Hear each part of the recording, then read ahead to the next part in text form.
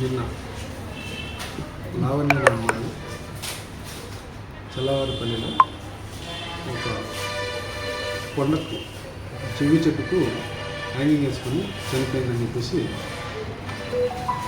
తండ్రి చెంగల్రాయకు ఇచ్చిన ఫిర్యాదు మేరకు 131 క్రైమ్ నెంబర్ 194 బిఎన్ఎస్ కింద డెత్ బై హ్యాంగింగ్ కేసు నమోదు చేశాము.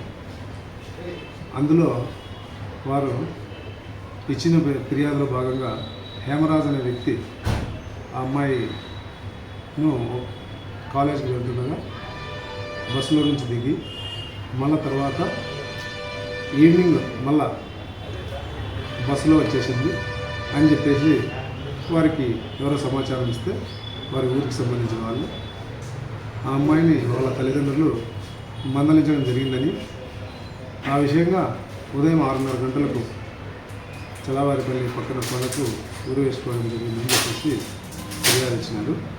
అందులో హేమరాజు పైన డౌట్ ఉందని చెప్పేసి మనకు ఫిర్యాదులో జతపరచడం జరిగింది.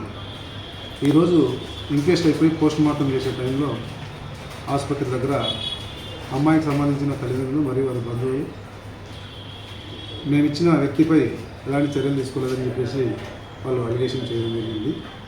మేము పత్రికా సముఖంగా తెలియజేయడం అంటే, వారు ఏదైనా సాక్ష్యాధారాలు ఇచ్చినట్లయితే నిజానిజాలు తేల్చి దర్యాప్తు చేసి బాధ్యులైన వారిపైన ఖచ్చితంగా కఠిన చర్యలు తీసుకుంటాం.